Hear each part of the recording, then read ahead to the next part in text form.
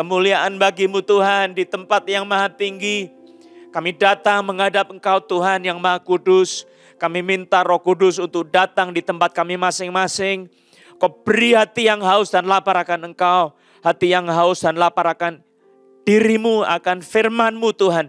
Sehingga kami bisa mendapatkan seperti yang Kau katakan. Yang haus datang kepadamu disegarkan. Yang lapar Kau beri makanan. Engkau kenyangkan kami dengan sukacita firman-Mu. Terima kasih Tuhan Yesus. Kami berdoa Roh Kudus kiranya Engkau berbicara kepada setiap kami di dalam nama Yesus Kristus. Engkau buat hati kami menjadi tanah yang subur untuk firman Tuhan. Engkau tabur benih firman-Mu. Engkau hidupkan firman-Mu dengan kuat kuasa dalam nama Yesus Kristus. Dan kami mengikat semua roh-roh jahat di udara, penguasa-penguasa di udara, di bumi dan di bawah bumi. Penguasa yang disebut roh kelemahan, roh ketidakpercayaan, roh tidak mau mengampuni, roh kebejatan, roh perjinahan, roh kesadisan, roh pembunuhan, roh ketidaktakutan akan Allah. Di dalam nama Yesus juga roh agamawi kami ikat Kau di dalam nama Yesus Kristus. Kami patahkan kuasa-Mu demi nama Yesus Kristus. Kami hancurkan Kau dengan darah Yesus dalam nama Yesus Kristus. Dan berikan pada kami kelemah lembutan hati Tuhan. Kesungguhan hati untuk mencari firman kebenaran-Mu dan mengerti firman kebenaran-Mu. Terima kasih Tuhan Yesus, kami bersyukur pada sore ini, pada malam hari ini kami boleh bersama-sama datang di dalam hadirat Tuhan untuk mendengar firman Tuhan. Belajar kebenaran firman Tuhan, mengerti, mengenal isi hati-Mu. Terima kasih Tuhan Yesus, kami bersyukur untuk apa yang Kau telah kerjakan dalam masa lampau. Di dalam diri Nabi, khususnya Nabi Yeremia. Bagaimana dia berdoa syafaat kepada Tuhan. Menaikkan permohonan dengan hati yang hancur. Biar kami belajar bagaimana caranya Nabi mendekati Allah yang sedang murka. Terima kasih Tuhan Yesus. Terpujilah nama-Mu selama-lamanya. Dalam nama Tuhan Yesus Kristus yang hidup kami bersyukur berdoa. Haleluya. Amin. Saudara, kita sambil mendengar firman Tuhan, saudara percaya bahwa pada saat kita mendengar firman Tuhan, Roh Kudus bekerja. Dan ada kuasa kesembuhannya di tengah-tengah kita pada saat kita mendengar firman-Nya. Saudara yang sakit, jangan putus asa. Tuhan mengasihi kita, Dia suka menyembuhkan penyakit-penyakit kita. Mari kita membaca firman Tuhan di dalam kitab Ratapan pasal yang ketiga, ayat yang ke-48 sampai dengan ayat 51. Kitab Ratapan pasal yang ketiga ayat 48 sampai dengan ayat 51. Dibaca di situ dikatakan, air mataku mengalir bagaikan batang air karena keruntuhan putri bangsaku. Air mataku terus-menerus bercucuran dengan tak henti-hentinya. Sampai Tuhan memandang dari atas dan melihat dari sorga.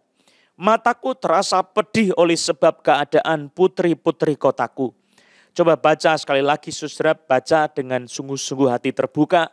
Kita minta hati seperti ini, seperti pada Nabi Yeremia yang menuliskan kitab Ratapan dengan puisi yang sangat luar biasa. Ayat 49, air mataku terus-menerus bercucuran dengan tak henti-hentinya. Sampai Tuhan memandang dari atas dan melihat dari sorga. Mataku terasa pedih oleh sebab keadaan putri-putri kotaku. Seperti burung, aku diburu-buru oleh mereka yang menjadi seteruku tanpa sebab. Dan seterusnya.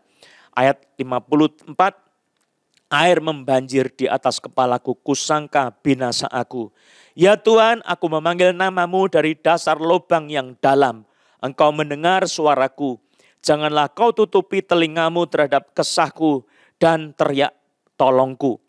Engkau dekat tak kala aku memanggil. Engkau berfirman, jangan takut. Ya Tuhan, Engkau telah memperjuangkan perkaraku. Engkau telah menyelamatkan hidupku.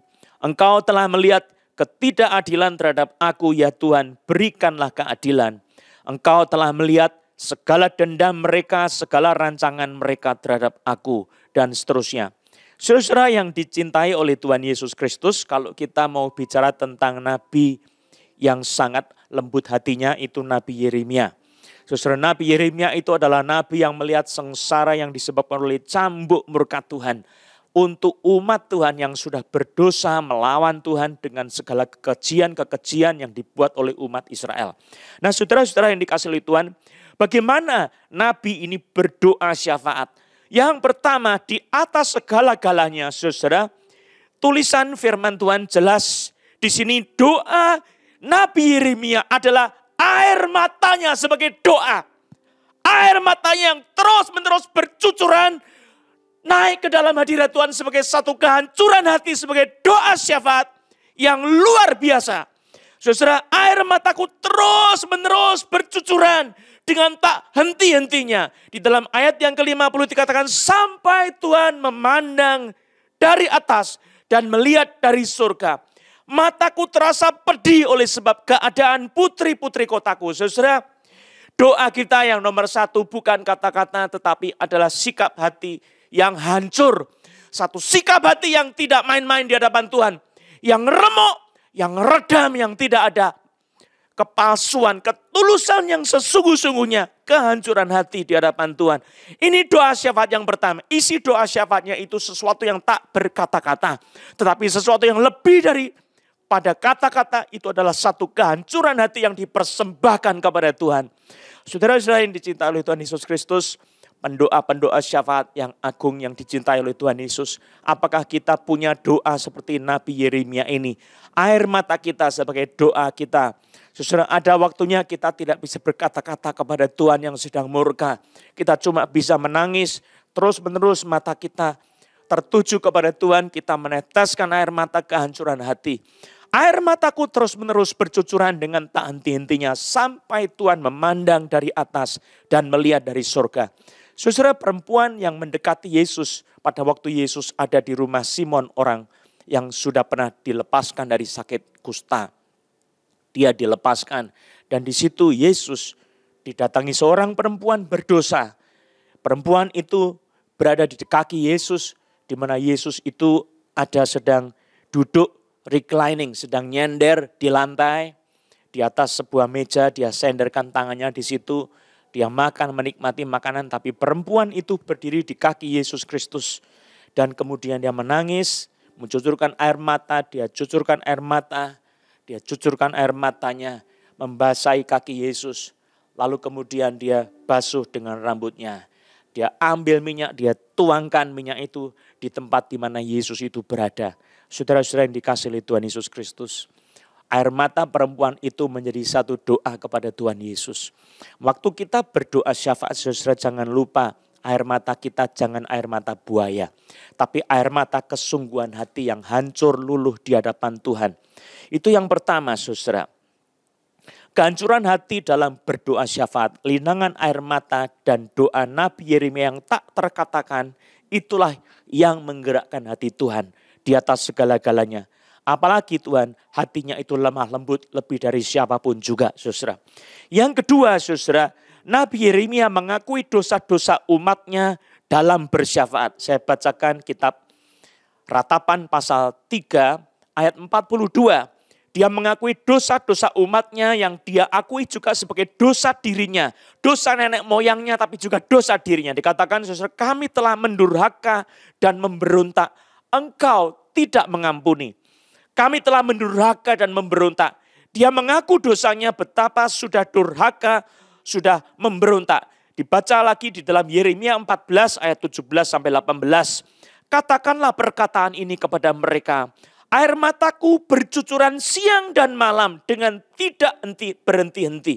Sebab anak domba, anak darah. Saya baca sekali lagi. Katakanlah perkataan ini kepada mereka. Air mataku bercucuran siang dan malam dengan tidak berhenti-henti. Sebab anak darah putri bangsaku dilukai dengan luka parah. Luka yang sama sekali tidak tersembuhkan. Apabila aku keluar ke padang, di sana ada orang-orang yang mati terbunuh oleh pedang. Apabila aku masuk ke dalam kota, di sana ada orang-orang sakit kelaparan. Bahkan baik nabi maupun imam menjelajah negeri yang tidak dikenalnya. Saudara, kalau kita bandingkan dengan Yeremia pasal 13 ayat 15 sampai 17 saya bacakan. Dengarlah, pasanglah telingamu, janganlah kamu tinggi hati sebab Tuhan telah berfirman. Permuliakanlah Tuhan Allahmu sebelum ia membuat hari menjadi gelap. Sebelum kakimu tersandung di atas bukit-bukit yang diliputi senja. Sementara kamu menanti-nantikan terang, tetapi ia menjadikan hari kelam pekat dan mengubahnya menjadi gelap gulita. Jika kamu tidak mau mendengarkannya, aku akan menangis di tempat yang tersembunyi oleh karena kesombonganmu. Air mataku akan berlinang-linang, bahkan akan bercucuran oleh sebab kawanan domba Tuhan diangkut tertawan. Saudara, Nabi Yeremia ini adalah nabi yang sangat sensitif terhadap hati Allah yang sedang berduka juga. Dan itu sebabnya sensitivitas yang natural dari Nabi Yesaya, Nabi Yeremia maksud saya, itu membuat dia berdoa syafaat tidak pernah luput daripada pengakuan dosa pada waktu umat Tuhan berbuat dosa di hadapan Tuhan. Dan ini juga pada waktu Nabi Yeremia berbicara menegur dosa umatnya. Maka pada saat itu juga kalau umatnya mengeraskan hati tidak mau bertobat, maka dikatakan Nabi Yeremia itu di tempat yang tersembunyi. Dia menangisi dengan air mata yang berlinang-linang, bahkan bercucuran. Dikatakan oleh firman Tuhan, air mataku akan berlinang-linang, bahkan akan bercucuran. Oleh sebab kawanan domba Tuhan diangkut tertawan. Dia menangis di tempat yang tersembunyi oleh karena kesombongan dari umat Allah. Saudara yang dicintai oleh Tuhan Yesus Kristus, pada waktu kita berdoa syafaat, waktu Allah sedang murka, tidak ada yang bisa main-main. Sebab waktu Allah sedang murka, dia akan melihat umatnya dengan melihat dosa-dosa mereka. Dan dosa-dosa ini tidak akan bisa dibiarkan oleh Tuhan kecuali dia menunjukkan keadilannya. Maka yang pertama Nabi pada saat dia berdoa syafaat dalam hadapan Tuhan yang sedang murka, di hadapan Allah yang sedang murka, dia menangis. Dia menyesali dosa-dosa umatnya, dia menangis dengan hancur hati. Dia punya berbagai macam hal yang tidak terkatakan dan dia menangis itu di hadapan Tuhan. Dan kemudian mengaku dosa-dosanya di hadapan Allah. Menceritakan bagaimana dosanya itu sudah begitu besar tetapi Tuhan tidak mau mengampuni. Ini satu air mata kesedihan yang luar biasa. Saudara yang dikasihi oleh Tuhan Yesus Kristus, kalau kita masuk dalam hadirat Tuhan, air mata itu kalau air mata yang berdoa kepada Tuhan dengan kesedihan, kehancuran hati tidak akan dipandang hina oleh Tuhan. Saudara, till the Lord from heaven looks down and sees. Sampai Allah dari surga itu melihat ke bawah dan memperhatikan nabinya. Waktu itulah nabi mulai berbicara. Nah, sesuatu yang keluar sesudah mengaku dosa-dosanya sambil berdoa air matanya mengalir, saudara. Maka dia curhat menceritakan pengalaman kesedihan dan kehancuran hatinya lebih dulu. Saudara, saya mau tunjukkan di dalam Ratapan pasal 3 ayat 2 sampai 15. Ini kesedihan yang disaksikan oleh nabinya, dia ceritakan. Dia bicara sebagai dirinya dan Tuhan. Dia bilang begini, iya Tuhan menghalau dan membawa aku ke dalam kegelapan yang tidak ada terangnya. Sesungguhnya aku dipukulnya berulang-ulang dengan tangannya sepanjang hari. Ia menyusutkan dagingku dan kulitku, tulang-tulangku dipatahkannya. Ia mendirikan tembok sekelilingku, mengelilingi aku dengan kesedihan dan kesusahan. Ia menempatkan aku di dalam gelap seperti orang yang sudah lama mati. Ia menutup segala jalan keluar bagiku. Ia mengikat aku dengan rantai yang berat. Walaupun aku memanggil-manggil dan berteriak minta tolong, tak didengarkannya doaku. Ia merintangi jalan-jalanku dengan batu pahat dan menjadikannya tidak terlalui. Laksana beruang, ia menghadang aku. Laksana singa dalam tempat persembunyian. Ia membelokkan jalan-jalanku, merobek-robek aku dan membuat aku tertegun. Ia membidikkan panahnya, menjadikan aku sasaran anak panah. Ia menyusupkan ke dalam hatiku segala anak panah dari tabungnya. Aku menjadi tertawaan bagi segenap bangsaku. Menjadi lagu ejekan mereka sepanjang hari. Ia mengenyangkan aku dengan kepahitan, memberi aku minum ipuh. Saudara, nabi ini menceritakan apa yang dialami itu sebagai pengalaman hidupnya sendiri. Jadi dia mengidentifikasikan dirinya dengan umatnya yang sedang dia doakan. Nah saudara, ini adalah satu sifat pendoa syafaat, mengidentifikasikan dirinya bersama-sama dengan umatnya. Tapi kadang-kadang mengidentifikasikan dirinya dengan Tuhan yang sedang dia datang. Dia adalah pengantara antara umatnya dan dengan Tuhan. Dan dia pengantara Tuhan dengan umatnya. Pada saat berdoa syafaat, mewakili umatnya, maka menyatukan hati dan pengalamannya dengan umatnya. Dan ini sangat penting sekali, saudara. Ceritakan apa yang menjadi pengalaman saudara dengan Tuhan. Apa yang terjadi sebagai pengalaman saudara. Wakililah orang-orang yang engkau doakan itu sebagai orang-orang yang kepadanya engkau naikkan doa, apa pengalamanmu, apa yang kau rasakan, apa yang kau lihat, apa yang kau dengar, bagaimana yang terjadi, semua ceritakan kepada Tuhan sebagai Tuhan yang bertindak atas hidupmu. Nah saudara, itu yang ketiga. Yang keempat saudara, Nabi berdoa dengan mengingatkan Tuhan akan apa yang sedang terjadi yang begitu luar biasa atas perbuatan murkanya. Coba buka kitab Ratapan pasal 5 ayat 1 saudara. Di situ dikatakan, ingatlah ya Tuhan apa yang terjadi atas kami. Pandanglah dan lihatlah akan kehinaan kami. Saudara, bukan perkataan tentang Tuhan engkau jahat, tidak. Tapi perkataan sesuatu yang memang terjadi fakta, engkau sedang murka, lihatlah kami. Lihat kehinaan kami, lihat dosa-dosa kami semuanya terbuka di hadapanmu.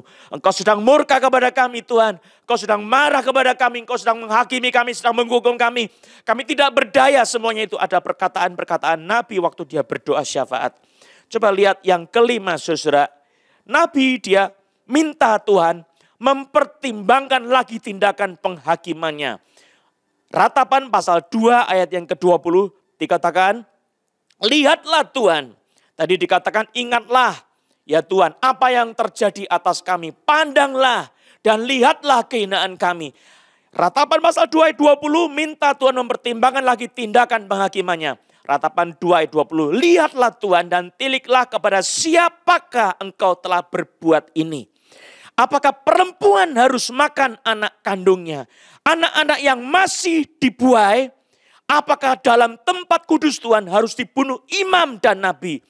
Jadi nabi ini berdoa kepada Allah yang di surga yang sedang murka. Dan dia mengatakan supaya Tuhan mempertimbangkan, lihat Tuhan apakah harus begini kejadiannya, apakah harus begini. Dan dia mau melembutkan hati Tuhan. Saudara yang dikasih Tuhan, Nabi Yeremia juga mengingatkan akan namanya Tuhan, kemuliaan Tuhan, dan perjanjian Tuhan. Coba lihat Yeremia pasal 14 ayat 21. Dikatakan oleh Nabi Yeremia pada saat dia minta Tuhan pertimbangan lagi penghakimannya. Dia berkata, janganlah engkau menampik kami oleh karena namamu. Dan janganlah engkau menghinakan tata kemuliaanmu. Ingatlah perjanjianmu dengan kami. Janganlah membatalkannya. Saudara, walaupun jelas dosa umat Allah lah yang membatalkan perjanjian itu. Dosa umatnya yang membatalkan perjanjian itu. Tetapi Nabi Yeremia berdoa. Kalau umatnya membatalkan, Tuhan ingat namamu. Ingat kemuliaanmu, ingat tata kemuliaanmu. Janganlah kau batalkan perjanjianmu dengan umatmu walaupun umatmu sudah berdosa. Itu sebabnya walaupun kami berdosa begitu hebat, jangan kau hukum kami ya Tuhan. Itu doa syafaat Nabi yang sedang mencari belas kasihan Tuhan di hadapan Allah yang sedang murka. Saudara yang dikasihi oleh Tuhan Yesus Kristus, kalau kita sedang berdoa syafaat, ingatlah Tuhan itu punya nama yang kudus, punya kemuliaan yang tak terhampiri, dan ada perjanjian yang dibuat oleh Tuhan bagi kita. Perjanjian itu saudara pada waktu Abraham bersama-sama dengan Tuhan pada malam hari sesudah Abraham itu membelah binatang menjadi dua, taruh sebelah kiri, taruh sebelah kanan, potongan-potongannya ditaruh di situ. Maka pada malam hari ada sebuah suluh seperti obor yang besar berjalan lewat di tengah-tengah dari korban binatang yang disembelih itu. Saudara, Abraham melihat dengan memperhatikan sungguh-sungguh apa yang terjadi saudara. Itu adalah tanda bahwa Tuhan akan menepati perjanjiannya. Apa yang terjadi saudara? Abraham tidak berani berjalan lewat di situ. Kenapa? Karena Abraham tahu dia pasti akan melanggar perjanjian Tuhan. Maka Abraham hanya melihat dari jauh. Dan dia saksikan itu sebagai satu perjanjian yang tidak akan dilupakan oleh Abraham. Artinya apa saudara? Tuhan yang berjanji dia akan menepati. Kita yang di dalam perjanjian itu, kita terima perjanjian itu. Tapi kita tidak berani untuk mengatakan, oke Tuhan, aku terima perjanjianmu. Aku akan tepati perjanjianmu kalau aku gagal, aku mati. Dia tidak berani begitu, saudara. Itu sebabnya waktu bangsa Israel berdosa, saudara, Nabi Yeremia, dia datang kepada Tuhan, ingatlah namamu Tuhan, ingatlah kemuliaanmu, engkau sudah berjanji, ada perjanjian kekal, engkau sudah buat, berjalan di situ, di dalam kemuliaan yang tak terhampiri. Genapi janjimu, masakan harus ada korban-korban sebegitu rupa. Tapi saudara jangan lupa, engkau tidak boleh melakukan ini tanpa hancur hati, tanpa air mata kesungguhan di hadapan Tuhan. Itu yang kelima. Yang keenam, saudara, Nabi mengakui ketidakberdayaan dirinya di hadapan Allah. Tidak sombong. Dikatakan ayat Ratapan pasal 5 ayat 17 sampai 18. Karena inilah hati kami sakit. Karena inilah mata kami menjadi kabur. Karena bukit Sion yang tandus, di mana anjing-anjing hutan berkeliaran.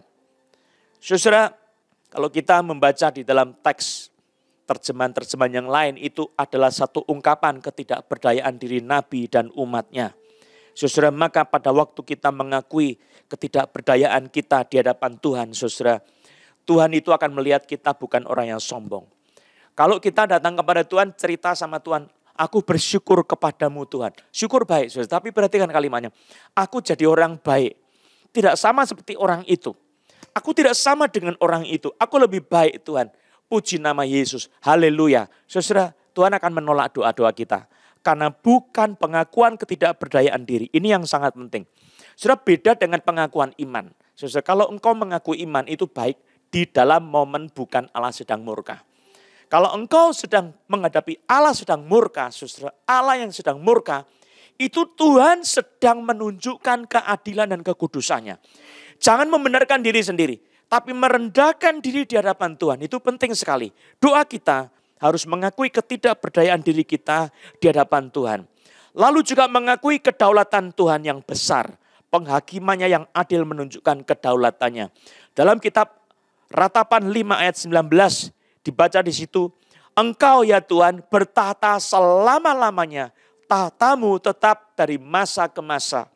Saudara yang dicintai Tuhan Yesus Kristus, jangan lupa pada saat Tuhan menyatakan kemuliaannya, pada waktu itu adalah saat-saat di mana dia bertindak dengan kuasanya. Mungkin menghakimi kita, mungkin menyelamatkan kita, mungkin menyembuhkan kita, itu semua pekerjaan kemuliaan Allah. Tapi pada saat kita melihat Tuhan melakukan satu murkanya, itu pun jangan lupa, kita harus mengakui kedaulatan Tuhan yang bertindak adil, benar, dan tidak pernah bersalah. Sempurna dalam segala pekerjaannya. Engkau ya Tuhan bertata selama-lamanya. Tahtamu tetap dari masa ke masa. Engkau tetap kudus, engkau tetap mulia, engkau tetap terhormat. Tidak pernah berkurang. Kita mengakui kedaulatan Tuhan. Kuasanya yang tak terbatas. Dia menentukan segala sesuatu dari masa ke masa. Itu yang ketujuh. Yang kedelapan, saudara, baru di sini Nabi menaikkan doa syafaat memohon kepada Tuhan dengan hati yang hancur. Dia menyentuh hatinya Tuhan.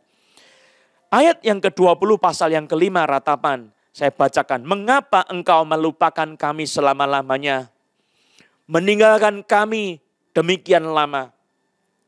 Bawalah kami kembali kepadamu ya Tuhan. Maka kami akan kembali.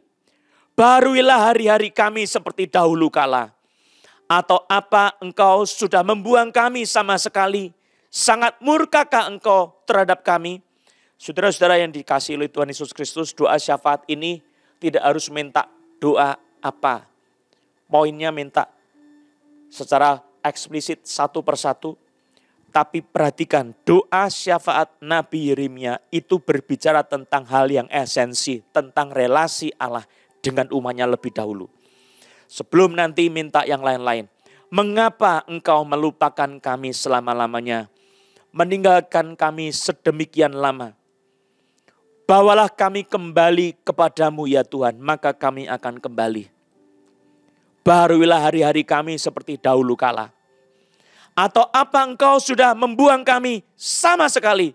Sangat murkakah engkau terhadap kami? Saudara, doa seperti ini tidak bisa diucapkan dengan begitu cepat. Perkataan yang seperti sambil lalu lewat. Tapi doa ini Dengan air mata, saudara berdoa perlahan-lahan.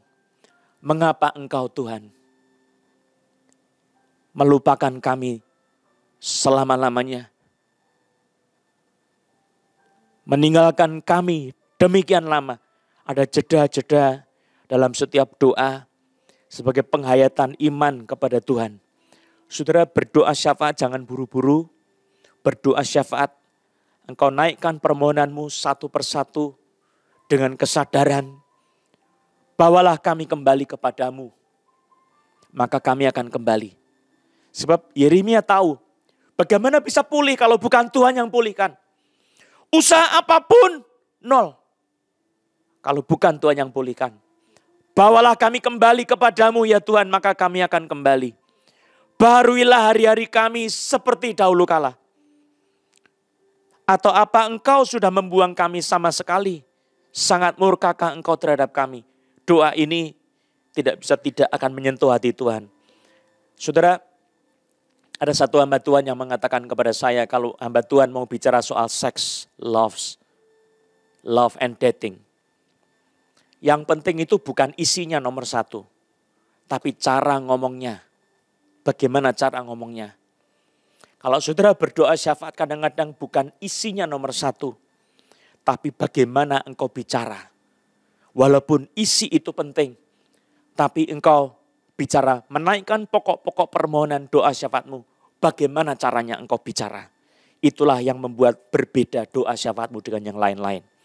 Saudara, Yeremia 47 ayat 6-7 dikatakan begini, ini doa syafaat Nabi. Yeremia 47 ayat 6-7. Ah pedang Tuhan, berapa lama lagi baru engkau berhenti? Masuklah kembali ke dalam sarungmu.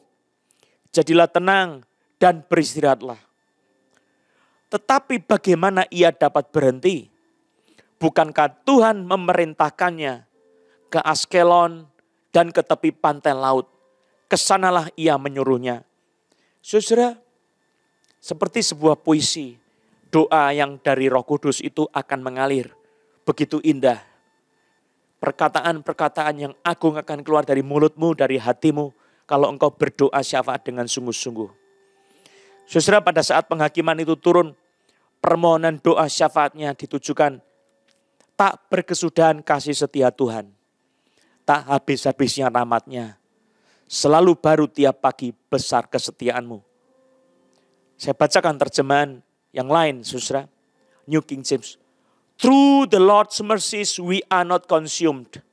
Melalui belas kasihan Tuhan, kami tidak habis binasa.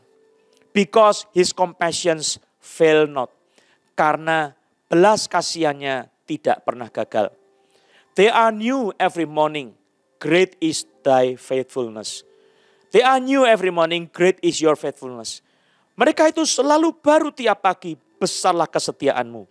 Saudara-saudara, kasih setia Tuhan, rahmat-Nya, dan kesetiaan Tuhan itu selalu baru tiap pagi, besar sekali. Dia percaya waktu berdoa. Bukan maki-maki sama Tuhan, saudara. Doa syafaat itu tidak pernah maki-maki sama Tuhan. Doa syafaat bukan ngamuk-ngamuk sama Tuhan. Tidak pernah, saudara. Doa syafaat itu merendahkan diri di hadapan Tuhan. Bagaimana perkataan doa-doamu kepada Tuhan, itu yang membuat beda. Yang kesembilan, saudara. Doa syafaat Yeremia. Doa syafaat Nabi Yeremia, dia minta Tuhan bertindak hanya karena namanya yang kudus. Untuk kemuliaannya, untuk menguduskan namanya yang besar. Saya bacakan tadi, sudah dibacakan, saya baca di sini. Yeskiel, saudara, satu hal yang mungkin bisa melengkapi dari kitab Yeremia tadi. Minta juga yang sama seperti Nabi Yeremia, ya. Minta Tuhan bertindak oleh karena namanya yang kudus. Yeskiel pasal 36 ayat 21 sampai 32. Yeskiel 36 ayat 21 sampai 32. Aku merasa sakit hati karena namaku yang kudus. Nama Tuhan yang kudus, aku tuh Tuhan. Merasa sakit hati karena namaku yang kudus yang dinajiskan oleh kaum Israel di tengah bangsa-bangsa di mana mereka datang. Oleh karena itu katakanlah kepada kaum Israel, beginilah firman Tuhan Allah. Bukan karena kamu aku bertindak, hai kaum Israel, tetapi karena namaku yang kudus, yang kamu najiskan di tengah-tengah bangsa di mana kamu datang. Aku akan menguduskan namaku yang besar, yang sudah dinajiskan di tengah bangsa-bangsa. Dan yang kamu najiskan di tengah-tengah mereka. Dan bangsa-bangsa akan mengetahui bahwa akulah Tuhan, demikianlah firman Tuhan Allah. Manakala aku menunjukkan kekudusanku kepadamu di hadapan bangsa-bangsa. Aku akan menjemput kamu dari antara bangsa-bangsa dan mengumpulkan kamu dari semua negeri dan akan membawa kamu kembali ke tanahmu. Aku akan mencurahkan kepadamu air jernih yang akan mentahirkan kamu dari segala kenajisanmu. Dan dari semua berhala-berhalamu aku akan mentahirkan kamu. Kamu akan kuberikan hati yang baru dan roh yang baru di dalam batinmu. Dan aku akan menjauhkan dari tubuhmu hati yang keras. Dan kuberikan kepadamu hati yang taat. Rohku akan kuberikan diam di dalam batinmu. Dan aku akan membuat kamu hidup menurut segala ketetapanku. Dan tetap berpegang pada peraturan-peraturanku dan melakukannya. Dan kamu akan diam di dalam negeri yang telah kuberikan kepada nenek moyangmu. Dan kamu akan menjadi umatku dan aku akan menjadi Allahmu. Aku akan melepaskan kamu dari segala dosa kenajisanmu dan aku akan menumbuhkan gandum serta memperbanyaknya. Dan aku tidak lagi mendatangkan kelaparan atasmu. Aku juga memperbanyak buah pohon-pohonmu dan hasil ladangmu. Supaya kamu jangan lagi menanggung noda kelaparan di tengah bangsa-bangsa. Dan kamu akan teringat-ingat kepada kelakuanmu yang jahat. Dan perbuatan-perbuatanmu yang tidak baik. Dan kamu akan merasa mual terhadap dirimu sendiri. Karena kesalahan-kesalahanmu dan perbuatan-perbuatan yang keji. 32. Bukan karena kamu aku bertindak kata Tuhan. Demikianlah firman Tuhan Allah. Ketahuilah itu. Merasa malulah kamu dan biarlah kamu dipermalukan karena kelakuanmu hai kaum Israel. Saudara perhatikan. Apa yang dibuat oleh Allah untuk pemulihan itu tidak pernah karena melihat perbuatan umatnya. Tapi karena nama Tuhan sendiri. Itu sebabnya doa syafaat itu jangan lupa. Nama Tuhan itu kita sebut. Dalam nama Yesus. Jadi bukan karena usaha kita, tapi karena perbuatan kebenaran Yesus. Kita berdoa syafaat. Nah saudara, karena namamu kita juga berdoa syafaat. Minta sesuatu, minta demi namamu. Karena namamu Tuhan. Jangan karena kebaikan kita. Karena namamu Tuhan. Demi kebaikanmu, demi kemuliaanmu. Yeskiel pasal 36 ayat 32. Bukan karena kamu aku bertindak. Demikianlah firman Tuhan Allah. Ketahuilah itu.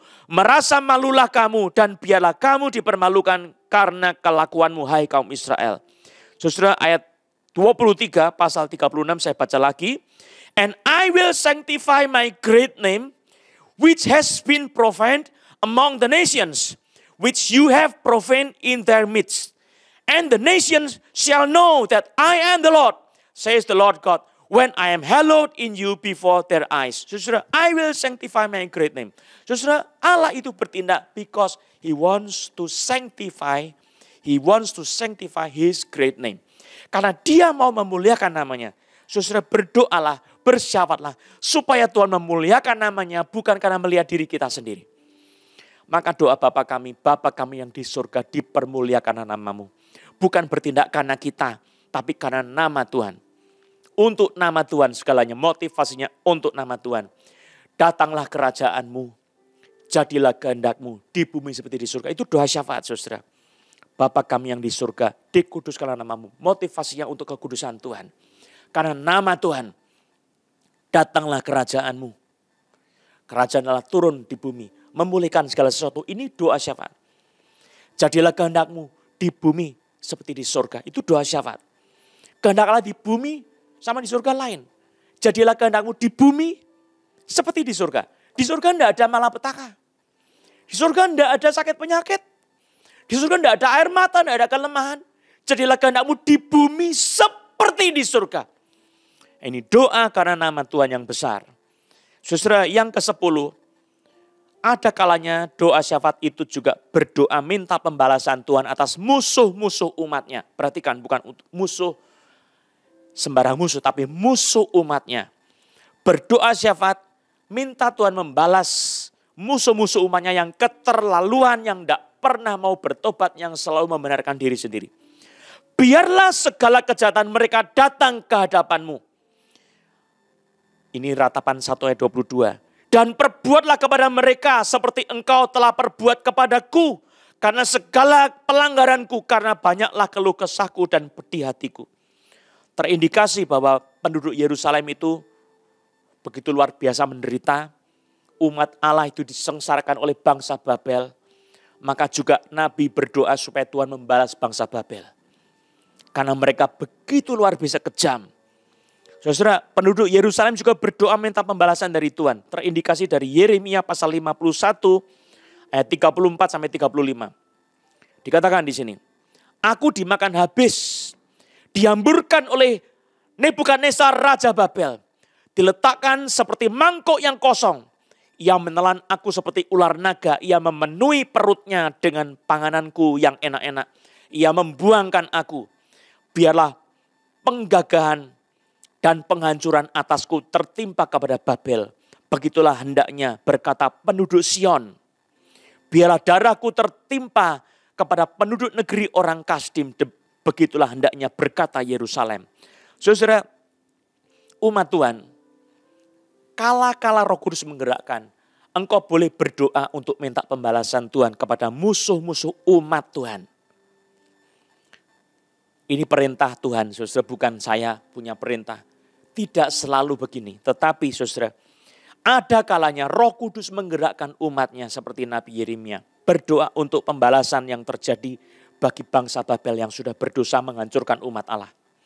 Walaupun Tuhan menghukum umat Allah dengan tangan Babel, tetapi bukan berarti Babel bersih dari kesalahan. Sebab Babel juga adalah orang-orang berdosa, umat yang berdosa. Nebukadnezar orang berdosa. Dan itu sebabnya Kasdim juga orang berdosa. Semuanya berdosa di hadapan Tuhan. Maka juga minta pembalasan keadilan Tuhan. Bukan mau balas dendam. Tapi minta keadilan Tuhan yang membalaskan. Bukan kita yang membalas. Bukan. Tuhan yang membalas. Pembalasan itu haknya Tuhan. Amin. Bukan pembalasan milik kita. Miliknya Tuhan. Biar tangan Tuhan yang membalas. Saudara, ada kalanya kita dirugikan sama sesama kita. Saudara boleh berdoa, Tuhan kau yang membalas, bukan saya. Tunjukkan keadilanmu, lihat keadaanku seperti ini. Tunjukkan keadilanmu Tuhan. Tapi jangan lupa, saudara, engkau harus dapat belas kasihan Tuhan. Sebelum kau dapat belas kasihan Tuhan, jangan minta supaya Tuhan balaskan si A, si B. Saudara sendiri akan dipukul sama Tuhan. Tapi kalau saudara sudah mendapatkan pengasihan Tuhan, karena engkau mengakui salahmu, pertobatanmu sungguh-sungguh, doamu tidak akan kasar. Minta pembalasan Tuhan tidak akan kasar. Saudara, engkau akan berdoa seperti Roh Kudus memimpin hidupmu berdoa. Itu penting, saudara. Yang ke-11, saya mau tunjukkan Tuhan menjawab doa-doa Yerusalem, doa-doa nabinya dengan tindakan besar pembalasannya. Saudara bisa baca itu di dalam Yeremia pasal 51. Lalu saudara bisa baca lagi di dalam kitab Yeskiel. Banyak sekali teks itu di mana Tuhan membalaskan kepada satu persatu umat yang sudah menindas bangsa pilihan Allah. Tuhan membalaskan dosa-dosa mereka setimpal dengan perbuatan mereka dengan keadilannya. Saya bacakan Yeremia pasal 51 ayat 36 sampai 50. Sebab itu beginilah firman Tuhan. Sesungguhnya aku akan memperjuangkan perkaramu dan akan melakukan pembalasan untukmu. Aku akan mengeringkan lautnya dan akan menggersangkan sumber airnya. Babel akan menjadi timbunan puing, tempat persembunyian serigala-serigala, tempat kengerian dan suitan tanpa penduduk. Bersama-sama mereka mengaum seperti singa-singa muda, menggeram seperti anak-anak singa. Jika mereka merasa panas, aku akan menyediakan perjamuan bagi mereka. Akan membuat mereka mabuk, supaya mereka menjadi pusing dan jatuh tertidur untuk selama-lamanya. Tidak akan bangun-bangun lagi, demikianlah firman Tuhan. Aku akan merebahkan mereka untuk dibantai seperti anak-anak kambing. Seperti domba-domba jantan dan kambing-kambing jantan. Betapa sesak direbut dan negeri pujian seluruh bumi diduduki. Betapa Babel menjadi kengerian di antara bangsa-bangsa. Laut telah naik meliputi Babel. Gelombang-gelombangnya yang menderu telah melingkupinya. Kota-kotanya sudah menjadi tempat tandus. Menjadi negeri yang kering dan padang belantara. Negeri yang tidak didiami oleh seorang pun dan yang tidak dilewati oleh seorang manusia pun. Aku akan menghukum dewa Bel di Babel dan akan mengeluarkan dari mulutnya apa yang ditelannya. Bangsa-bangsa tidak akan datang lagi mengalir kepadanya. Tembok Babel pun sudah runtuh. Keluarlah dari tengah-tengahnya, hai umatku. Hendaklah setiap orang menyelamatkan nyawanya dari murka Tuhan yang menyala-nyala itu. Biarlah hatimu jangan kecut dan takut karena kabar yang terdengar di negeri. Apabila tahun ini datang kabar ini, dan tahun kemudian kabar itu, apabila kekerasan merajalela di negeri dan penguasa lalim melawan penguasa lalim. Sebab itu sesungguhnya waktunya akan datang bahwa aku akan menghukum patung-patung Babel. Seluruh negerinya akan menjadi malu dan semua orangnya yang terbunuh akan rebah di tengah-tengahnya. Maka langit dan bumi serta segala apa yang ada di dalamnya akan bersorak-sorai tentang Babel. Apabila dari utara datang kepadanya para perusak itu, demikianlah firman Tuhan. Babel akan jatuh oleh karena orang-orang yang mati terbunuh di antara Israel sama seperti jatuhnya orang-orang yang mati terbunuh di seluruh bumi oleh karena Babel. Kamu orang-orang yang terluput dari pedang, pergilah. Janganlah berhenti, ingatlah dari jauh kepada Tuhan dan biarlah Yerusalem timbul lagi dalam hatimu. Saudara-saudara, ada satu perkataan Tuhan yang jangan lupa menghadapi masa COVID-19 saat ini. Tuhan itu mencurahkan murkanya di mana? Di mana Tuhan mencurahkan murkanya? Jangan engkau ada di situ. Ayat 45 dari firman Tuhan Yeremia 51. Tadi saya sudah bacakan. Keluarlah dari tengah-tengahnya hai umatku. Hendaklah setiap orang menyelamatkan nyawanya dari murka Tuhan yang menyala-nyala itu. Saudara, waktu Tuhan menumpahkan murkanya kepada Lot, bukan Sodom Gomora. Lot harus keluar. Kalau Lot ada di tengah-tengah murkanya akan kena. Saudara, ayat yang sama juga buat saudara. Keluarlah dari tengah-tengahmu, hai umatku. Hendaklah setiap orang menyelamatkan nyawanya dari murka Tuhan yang menyala-nyala itu. Ayat 50, kamu orang-orang yang terluput dari pedang, pergilah, janganlah berhenti. Ingatlah dari jauh kepada Tuhan dan biarlah Yerusalem timbul lagi dalam hatimu. Artinya apa saudara? Kalau Tuhan sedang menyalakan murkanya di satu tempat, mungkin wabah itu sedang melanda di situ. Saudara, sembunyi dari tempat murka Tuhan itu. Mungkin di rumah saudara, jangan keluar. Sebab murka sedang menjalar di situ. Kalau Tuhan sedang menyatakan murka di satu tempat wilayah, waktunya berdiam diri, saudara berdiam diri. Waktu orang lain keluar, engkau berdiam diri, saudara engkau selamat. Kalau engkau ikut keluar, engkau kena. Saudara, waktu Allah menunjukkan murkanya kepada setiap anak sulung Mesir. Kalau engkau anak sulung, jalan-jalan di luar, aku anak Tuhan, tidak bakal kena. Aku percaya sama firman Tuhan. Murka Tuhan ada di situ. Kau kena tetap saudara. Karena apa saudara? Murka Tuhan sedang bekerja di mana engkau tidak sembunyi dari murka Tuhan. Kau akan kena. Penting sekali. Engkau mesti belajar bagaimana mengerti tentang murka Tuhan itu. Alkitab Mazmur 91.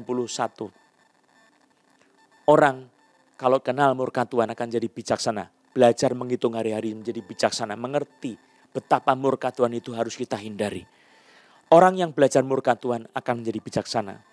Saudara yang dicintai Tuhan Yesus Kristus, saya sudah menjelaskan bagaimana Nabi berdoa syafaat. Nabi Yeremia berdoa syafaat. Walaupun ada kutipan sedikit dari Nabi Yeskiel, saudara, tetapi hanya melengkapi. Saya mau tunjukkan kepada saudara betapa doa syafaat itu dengan air mata kehancuran hati lebih utama dari segala-galanya. Permohonan syafaat jangan buru-buru.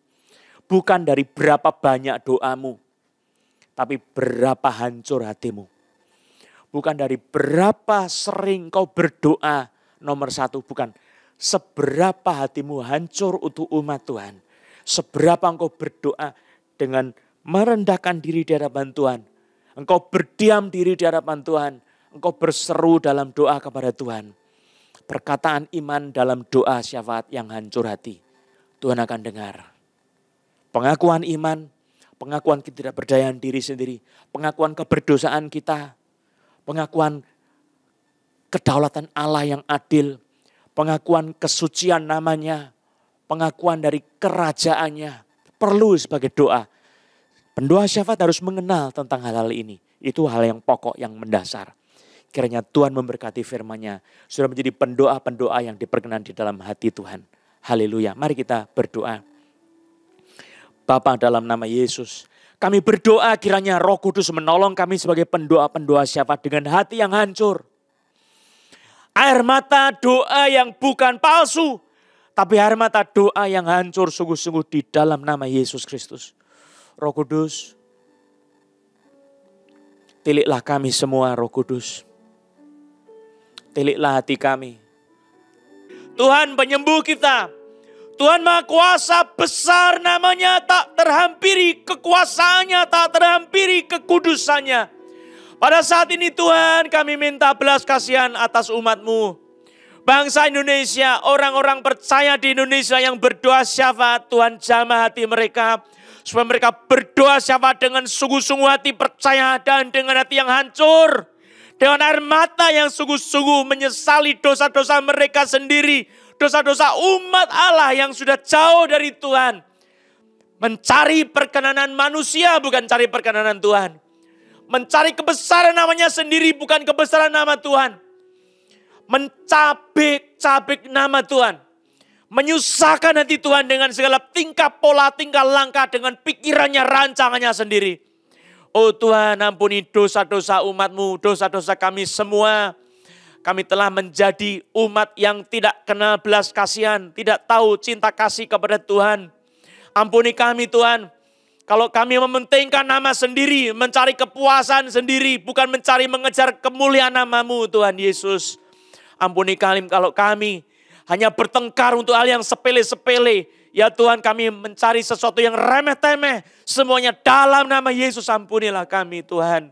Kami berdoa Tuhan, dari kami banyak yang memalsukan nama-nama yang besar. Kami memalsukan untuk mencari nama sendiri, bukan mencari kemuliaan nama Tuhan. Ada yang palsu dengan mujizat-mujizat palsu. Dengan kesombongan-kesombongan yang memegahkan diri, ampuni kami semua. Ya Tuhan, pada saat ini lihat umat-Mu. Kami merendahkan diri di hadapan Tuhan. Dosa-dosa kami terbuka di hadapan Tuhan. Engkau murka, Engkau memukul kami berulang-ulang. Dengan berbagai wabah, saat ini COVID-19 sedang melanda Indonesia dan seluruh dunia.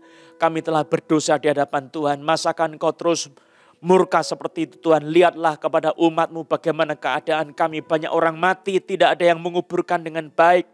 Tidak ada keramaian, tidak ada sukacita, tidak ada pesta seperti sekarang ini. Tidak ada Tuhan. Kegirangan karena berdoa juga sudah hancur. Itu sebabnya kami berdoa. Perhatikan umat-Mu. Lepaskanlah berkat-Mu dalam nama Yesus. Saudara yang sakit, mari tumpangkan tangan-Mu atas tempat yang sakit itu demi nama Yesus. Oleh kuasa Roh Kudus, aku hancurkan pekerjaan iblis di dalam nama Yesus. Dan Kau sembuh oleh kuasa nama Yesus. Dalam nama Yesus. Haleluya, terima kasih Tuhan untuk pertolongan-Mu. Roh Kudus, Kau roh penyembuh. Kau hadir di setiap kami masing-masing dalam nama Yesus Kristus. Saudara, hari Kamis nanti ada ibadah bersama-sama yaitu hari kenaikan Tuhan Yesus ke surga. Dan saudara ada perjamuan kudus, maka saudara siapkan roti dan anggur. Kalau tidak ada anggur, saudara siapkan juga teh atau mungkin yang berwarna seperti darah. Ya.